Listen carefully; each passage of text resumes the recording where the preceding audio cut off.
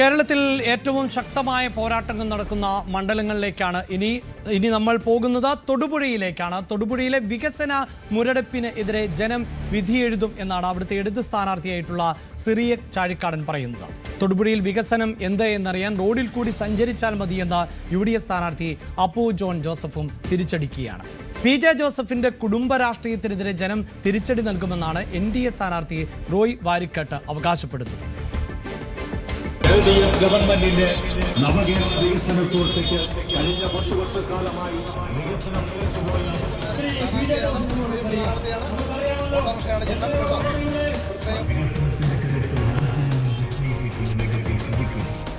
PJ Joseph എന്ന പേരിനൊപ്പം എഴുതി ചേർക്കപ്പെട്ട മണ്ഡലം തൊടുപുഴ. ഇത്തവണ മകൻ അബു ജോൺ ജോസഫിലൂടെ ജോസഫ് ഗ്രൂപ്പ് മണ്ഡലം കൈപ്പിടിയിൽ ഒതുക്കാൻ ശ്രമിക്കുന്നു. യുവ നേതാവായ സിറിയക് ചാഴിക്കാടനിലൂടെ അട്ടിമറിക്ക് ജോസ് കെ മാണി വിഭാഗത്തിന്റെ ശ്രമം. മുൻ LDF നേതാവ് കൂടിയായ റോയി വാരിക്കാട്ടിനെ കളത്തിലിറക്കി ഒരു ത്രികോണ മത്സരത്തിന് ഇപ്പുറത്ത് NDAയുടെ ശ്രമം. തൊടുപുഴയിൽ എന്താണ് സംഭവിക്കുക? ജാതി നോക്കാതെ, മതം നോക്കാതെ, രാഷ്ട്രീയം നോക്കാതെ നമ്മുടെ സിറിയക് ചാഴിക്കാടന് രണ്ടിലും മലയാളത്തിൽ വോട്ട് നൽകി വിധിക്കിപ്പിക്കുവാൻ പ്രിയമുള്ള മുഴുവൻ വോട്ടർമാരോടും അഭ്യർത്ഥിച്ചുകൊണ്ട് തൊടുപുഴ മണ്ഡലത്തിലെ ഉടുമ്പന്നൂരിലൂടെ ഇടതുമുന്നണി സ്ഥാനാർത്ഥി സിറിയക് ചാഴിക്കാടൻ തന്റെ വാഹന പര്യടനം തുടരുകയാണ്. നമുക്ക് അദ്ദേഹത്തോട് ചോദിക്കാം, എങ്ങനെയാണ് ഇത്തവണത്തെ പ്രതീക്ഷ, എങ്ങനെ തൊടുപുഴയിൽ ജയിക്കുമെന്നുള്ളത്. ഒരു UDF കോട്ടയായി പൊതുവെ പറയാറുള്ള സ്ഥലമാണ്, അല്ലെങ്കിൽ PJ ജോസഫിന്റെ സ്ഥലമായി. എങ്ങനെയാണ് തൊടുപുഴയിൽ ഒരു വിജയം സാധ്യമാക്കുക? തൊടുപുഴയിൽ 100% വിജയം ഉറപ്പിച്ചുള്ള പ്രവർത്തനങ്ങളുമായിട്ടാണ് നമ്മൾ പോവുക. ഇന്ന് ഈ തെരഞ്ഞെടുപ്പ് പ്രവർത്തനങ്ങളുമായി ബന്ധപ്പെടുത്തി നമ്മളെ സംബന്ധിച്ചിടത്തോളം ഇത് 3ാം ഘട്ട പ്രവർത്തനങ്ങളാണ് ഇന്നലെ മുതൽ ആരംഭിച്ച് വാഹന പര്യടനവുമായി മുന്നോട്ട് പോവുക. ഈ നാട് ഒരു മാറ്റം ആഗ്രഹിക്കുന്നതായി നമുക്ക് ആളുകളുടെ സംസാരത്തിൽ നിന്ന് മനസ്സിലാക്കാനായിട്ട് സാധിക്കുന്നു. വിജയം സുനിശ്ചിതമാണ്. ഈ PJക്ക് പകരം മോനിറങ്ങുന്നു, അതെങ്ങനെയാണ്? ആര് വരുന്നു എന്നുള്ളതൊന്നും നമ്മളെ സംബന്ധിച്ച് പ്രശ്നമുള്ള കാര്യമല്ല. കാരണം ഈ നാട്ടിലെ ജനങ്ങളെ സംബന്ധിച്ച് കഴിഞ്ഞ 10 വർഷക്കാലം ഇടതുപക്ഷത്തിന്റെ വികസന പ്രവർത്തനങ്ങൾ ഈ നാട്ടിലേക്ക് എത്തിക്കുന്നതിന് ഈ നാടിന്റെ ജനപ്രതിനിധിയായിരുന്ന വ്യക്തിക്ക് സാധിച്ചില്ല എന്ന പരിപൂർണമായ ബോധ്യം ഈ നാട്ടിലെ ആളുകൾക്കുണ്ട്. അവർ ഇടതുപക്ഷ ജനാധിപത്യ മുന്നണിക്ക് അനുകൂലമായി വിധിയെഴുതും എന്നുള്ളതിൽ യാതൊരുവിധ സംശയവുമില്ല. കേരള കോൺഗ്രസുകൾ തമ്മിലുള്ള ഒരു ഫൈറ്റ് നടക്കുന്ന ഒരു മണ്ഡലം കൂടിയാണ്, അതുകൊണ്ട് അതും ഒരു അഭിമാന പോരാട്ടമാണ്. 100% തെരഞ്ഞെടുപ്പ് എന്നുള്ളത് എന്നെ സംബന്ധിച്ച് വലിയ അഭിമാന പോരാട്ടമാണ്. അതിൽ പ്രത്യേകിച്ച് തൊടുപുഴയിലേക്ക് പാർട്ടി എന്നെ നിയോഗിച്ചപ്പോൾ കേരള കോൺഗ്രസ് പാർട്ടിയെ സംബന്ധിച്ച് ഈ അഭിമാന പോരാട്ടം ഞാൻ വിജയിക്കുക തന്നെ ചെയ്യും.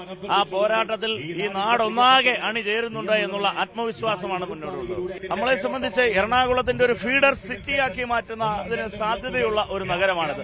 അതുപോലെ തന്നെ ടെക്നോ പാർക്കും ഇൻഫോ പാർക്കും ഒക്കെ നിൽക്കുമ്പോൾ ചെറിയ ചെറിയ ഇൻഫോ സിറ്റിയും ടെക്നോ സിറ്റിയും ഒക്കെ നമുക്ക് ഈ തൊടുപുഴയിൽ സാധ്യമാക്കുന്നതിനുള്ള വലിയ അതായത് വികസനം തന്നെയാണ് സിറിയക്ക് മുന്നോട്ട് വെക്കുന്നത്. തീർച്ചയായിട്ടും കാലത്തിന് അനുയോജ്യമായിട്ടുള്ള വികസനങ്ങൾ ഈ നാടിന് ലഭ്യമാക്കുക എന്നുള്ളതാണ് നമ്മുടെ വികസന സ്വപ്നം. 2020 സ്ഥാനാർത്ഥി പഴയ ഒരു LDF സ്ഥാനാർത്ഥിയാണ്. അവരാദ്യമായി ജില്ലയിൽ മത്സരിക്കുകയാണ്. എങ്ങനെയാണ് ആ സ്ഥാനാർത്ഥിയുടെ ഒരു സാന്നിധ്യം? സ്ഥാനാർത്ഥികളൊക്കെ എല്ലാവരും മികച്ചത് തന്നെയല്ലേ. ഞാൻ ആരെക്കുറിച്ച് ഒരു അഭിപ്രായവും പറയുന്നില്ല. എല്ലാവരും അവരവരുടെ പ്രവർത്തനങ്ങളുമായി പോകുന്നു, പ്രചാരണങ്ങളുമായി പോകുന്നു. ഞങ്ങളെ സംബന്ധിച്ചിടത്തോളം ഇടതുപക്ഷ ജനാധിപത്യ മുന്നണി ഒറ്റക്കെട്ടായിട്ട് വലിയ പ്രതീക്ഷയോടുകൂടിയുള്ള പ്രചരണ പ്രവർത്തനങ്ങളുമായിട്ടാണ് മുന്നോട്ട് പോകുന്നത്. ലീഡ് പ്രതീക്ഷിക്കുന്നു. 10,000-ൽ കുറയാത്ത ലീഡിൽ നമ്മളിവിടെ വിജയിക്കുമെന്നുള്ളതാണ് നമ്മുടെ പ്രതീക്ഷ. അതായത് PJ ജോസഫിന്റെ കോട്ട തകർക്കും. എത്രയോ തവണ തകർന്നിട്ടുള്ള കോട്ടയാണ്. അവിടെ അദ്ദേഹമല്ലല്ലോ മത്സരിക്കുന്നത്. ഇവിടെ ഇത്തവണ അതിന് വലിയ മാറ്റങ്ങൾ ഉണ്ടാകും. ചരിത്രം എഴുതും തൊടുപുഴ.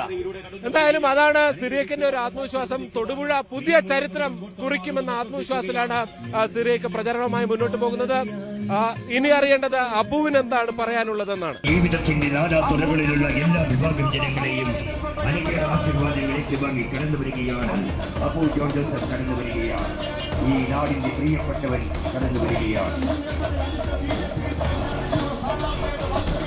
കരിമണ്ണൂർ പഞ്ചായത്തിലൂടെയാണ് UDF സ്ഥാനാർത്ഥി അബു ജോൺ ജോസഫ് തന്റെ പര്യടനം തുടരുന്നത്. അദ്ദേഹം ഇവിടെയുണ്ട്, നമുക്ക് അദ്ദേഹത്തോട് സംസാരിക്കാം.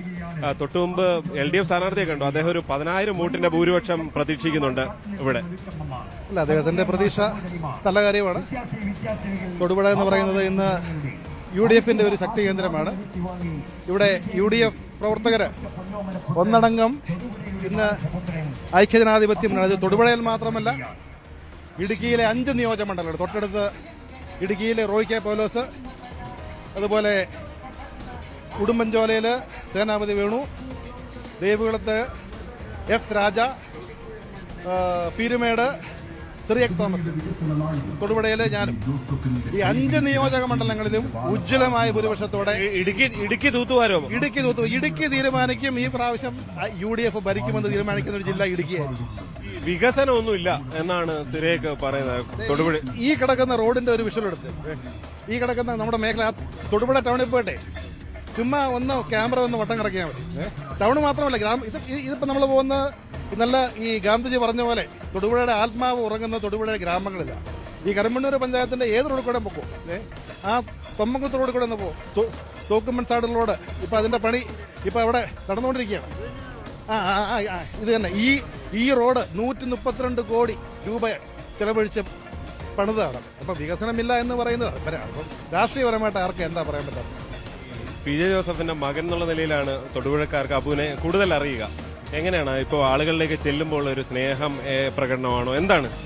അത് PJ ജോസഫ് എന്ന് പറയുന്ന ഒരു വികാരം ഈ ആളുകളിലേക്ക് എത്തുമ്പോൾ ഇത് പ്രായമായ ആളുകൾ ഞങ്ങളുടെ ഔസേപ്പച്ചന്റെ മകനല്ലേ എന്ന് പറഞ്ഞ് കെട്ടിപ്പിടിക്കുന്നു, ചിലർ ഉമ്മ വരത്തിരുന്നു. അപ്പോൾ മറ്റുള്ളവര് ജോസഫ് സാർ തൊടുപുഴയെ കൊണ്ടുവന്ന വികസനങ്ങൾക്ക് ഞങ്ങൾ ഒരിക്കലും മറക്കുവാൻ സാധിക്കത്തില്ല.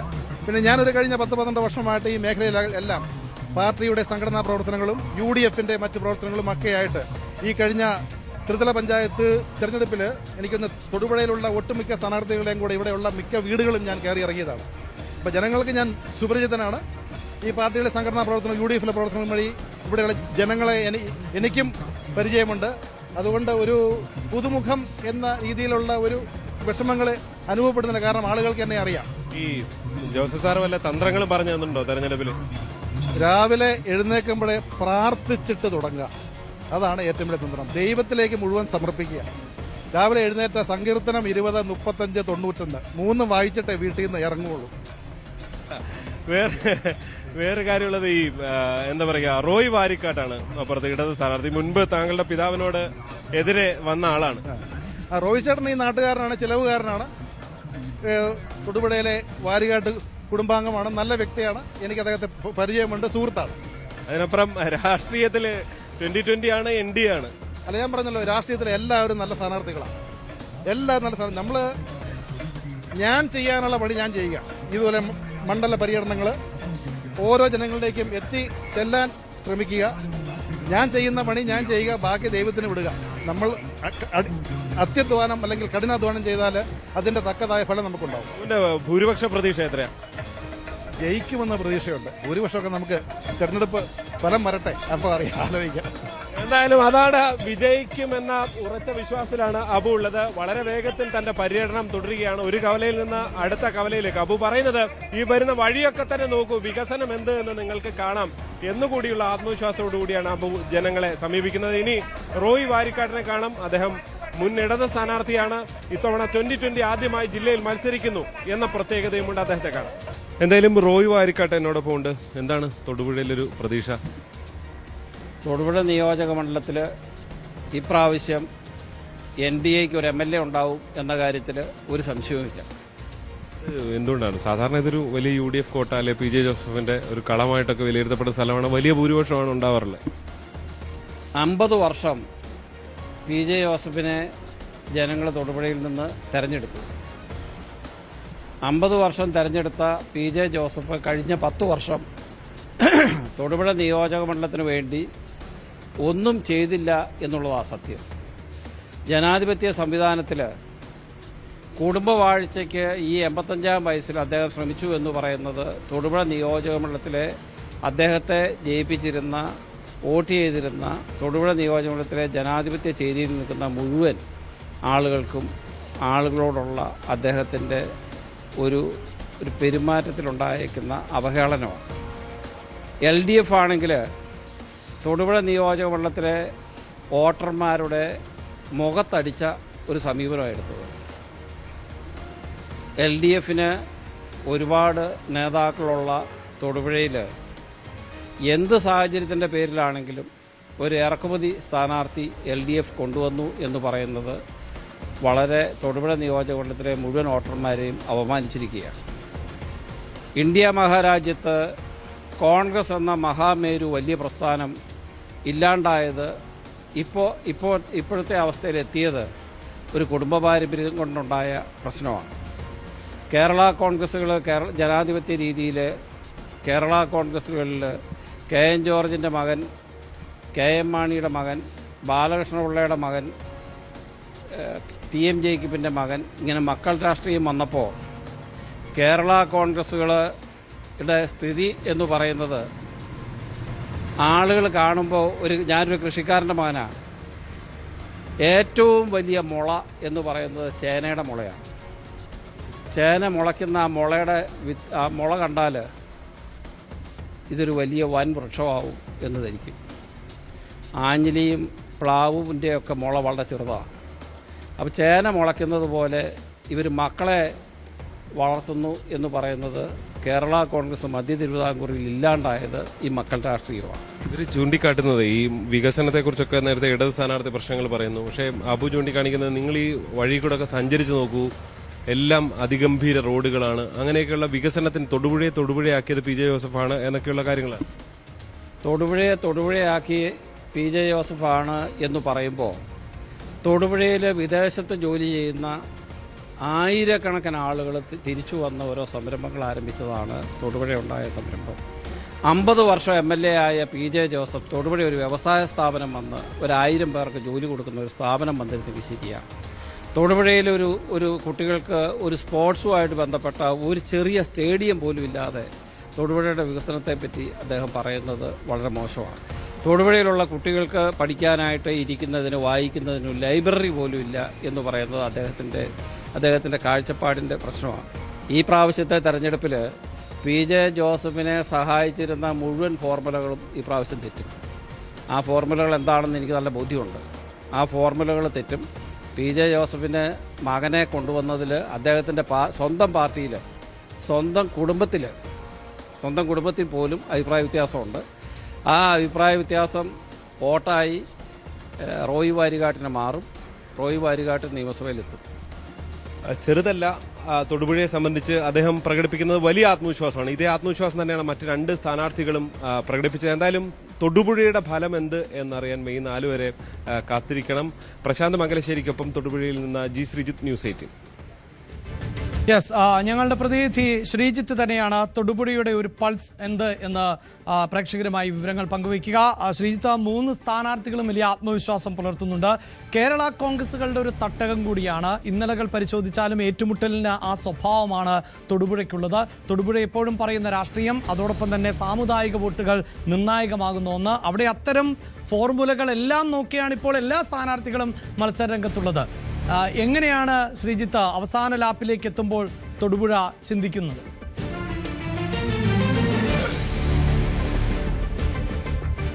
അഭിലാഷ, ഇത്തവണ തൊടുപുഴ ഒരു പുതിയ രാഷ്ട്രീയത്തിലേക്ക് കൂടി പോകുന്നു എന്നുള്ളതാണ്. പ്രത്യേകിച്ച് പതിറ്റാണ്ടുകളായി പി ജെ ജോസഫ് MLA ആയിരുന്ന മണ്ഡലമാണ്. നഗരത്തിലടക്കം തൊടുപുഴയുടെ മുഖം മാറ്റിയ നേതാവാണ് പി ജെ ജോസഫ് എന്ന വിശേഷണങ്ങൾ പൊതുവെ ഉയർന്നു വരാറുണ്ട്. ഇത്തവണ അദ്ദേഹത്തിന്റെ മകൻ കളത്തിൽ ഇറങ്ങുമ്പോൾ അതിൽ പ്രതീക്ഷ അർപ്പിച്ചുകൊണ്ടാണ്. അതായത് പി ജെ ജോസഫിനെ ഇത്തവണ നേരത്തെ തോൽപ്പിക്കാൻ കഴിഞ്ഞില്ലെങ്കിൽ മകനെ തോൽപ്പിക്കാം എന്നതാണ് ഇപ്പോഴത്തെ ഒരു ഇടതുമുന്നണി സ്ഥാനാർത്ഥിയുടെയും ഒപ്പം തന്നെ NDA സ്ഥാനാർത്ഥിയുടെയും പ്രതീക്ഷ. 2016-ൽ പി ജെ ജോസഫിനോട് നേരിട്ട് ഏറ്റുമുട്ടിയ ഇടതു സ്വതന്ത്ര സ്ഥാനാർത്ഥിയാണ് റോയി വാരിക്കാട്ട്. അദ്ദേഹമാണ് 2020യുടെ സ്ഥാനാർത്ഥിയായി NDAയിൽ അവിടെ മത്സരിക്കുന്നത് എന്നതാണ് ഒരു പ്രത്യേകത.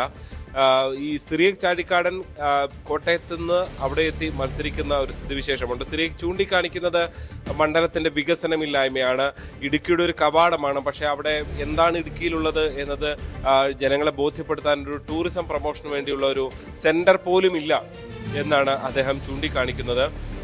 പക്ഷേ പരമ്പരാഗതമായതൊരു UDF മണ്ഡലമായി നിലനിൽക്കുന്നു. ഇപ്പൊ കേരള കോൺഗ്രസുകളുടെ തട്ടകം എന്ന് പറയുമ്പോഴും അത് ജോസഫ് ഗ്രൂപ്പിന്റെ ഒരു തട്ടകമായി മാത്രമേ നമുക്ക് ഈ ഘട്ടത്തിൽ കരുതാൻ കഴിയുകയുള്ളൂ.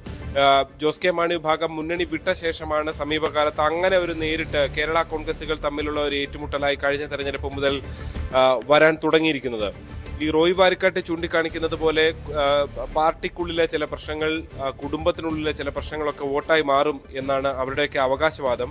അത് NDAയും പ്രതീക്ഷിക്കുന്നുണ്ട്, ഇടതുമുന്നണിയും പ്രതീക്ഷിക്കുന്നുണ്ട്. പക്ഷെ അതിനപ്പുറം തൊടുപുഴയെ സംബന്ധിച്ച് PJ ജോസഫ് വളരെ പ്രധാനപ്പെട്ട ഒരു നേതാവാണ്. എല്ലാ കുടുംബങ്ങളുമായി ആത്മബന്ധമുള്ള നേതാവാണ്. നഗരം അടക്കം ആ നിലയിൽ കൊണ്ടുവരുന്നതിൽ വളരെ നിർണായക പങ്കുവഹിച്ചിട്ടുള്ള നേതാവാണ്. അതിനൊക്കെ അപ്പുറത്തേക്ക് ഒരു രാഷ്ട്രീയ മാറ്റം തൊടുപുഴയ്ക്ക് ഉണ്ടാകുമോ? PJ ജോസഫിനെ, അബു ജോസഫിനെ കൈവിട്ടുകൊണ്ട് ഒരു വോട്ടിലേക്ക് കാര്യങ്ങൾ പോകുമോ എന്നുള്ളത് തീർച്ചയായും കാത്തിരുന്ന് മാത്രമേ നമുക്കതിനെ വിലയിരുത്താൻ കഴിയുകയുള്ളൂ. നിലവിൽ ഒരു പൊതുവെ അതൊരു UDF മണ്ഡലമായി വിലയിരുത്തപ്പെടുന്നു. UDF മണ്ഡലം എന്ന് പറഞ്ഞാൽ പോരാ, PJ ജോസഫിന് അനുകൂലമായി നിൽക്കുന്ന ഒരു മണ്ഡലമായി നിലനിൽക്കുന്ന കാഴ്ചയാണ് നമുക്ക് കാണാൻ സാധിക്കുന്നത്. പക്ഷേ അവിടെ പുതിയ ഫാക്ടേഴ്സ് ഉണ്ട് എന്നുള്ളത് യാഥാർത്ഥ്യമാണ്. LDFിലെ ഒരു യുവ നേതാവാണ് മത്സരിക്കുന്നത്.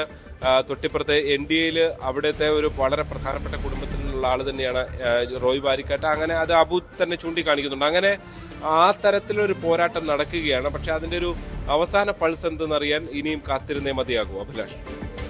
യെസ്, സൂചിപ്പിക്കുന്ന പോലെ തന്നെ ഇവിടെ ഇതാ PJ ജോസഫിന്റെ മകൻ തട്ടകത്തിൽ ഇറങ്ങുന്നു. PJ ജോസഫ് അജയ്യനായി മുന്നേറുന്ന ഒരു മണ്ഡലമാണ് എന്നതാണ് മണ്ഡലത്തിന്റെ ചരിത്രം. പക്ഷേ അച്ഛനെ തോൽപ്പിക്കുന്നില്ലെങ്കിൽ മകനെ തോൽപ്പിക്കാൻ പറ്റുമെന്ന വിശ്വാസത്തോടു കൂടി ഇടതുമുന്നണിയും അവിടെ പോരാട്ടത്തിലിറങ്ങുന്നു. ഈ കേരള കോൺഗ്രസുകളുടെ ചരിത്രം പരിശോധിച്ചാലും ഏറെ സങ്കീർണമാണ്. ഒരുമിച്ച് നിൽക്കുക, പിന്നീട് വിഘടിച്ച് നിൽക്കുക, മുന്നണി മാറുക, ഇടതു വലതു മുന്നണികളോടൊപ്പം നിൽക്കുക. അങ്ങനെയാണെങ്കിൽ പോലും കേരള കോൺഗ്രസിന് ആണ് അവിടെ ഇപ്പോഴും വിജയക്കൊടി പാറിക്കാൻ പറ്റുന്നത് എന്നതാണ് ആ മണ്ഡലത്തിൻ്റെ സവിശേഷത. ഇത്തവണ NDAയും അതിശക്തമായൊരു പോരാട്ടം കാഴ്ചവെക്കുമ്പോൾ അവിടെ മണ്ഡലം തീപാറുന്ന പോരാട്ടത്തിനാണ് സാക്ഷ്യം വഹിക്കുന്നത് എന്നാണ് അവിടെ നിന്ന് ശ്രീജിത്ത് നൽകുന്ന റിപ്പോർട്ട്. കൂടുതൽ വാർത്തകൾക്ക് News 18 Keralam YouTube channel subscribe ചെയ്യുക.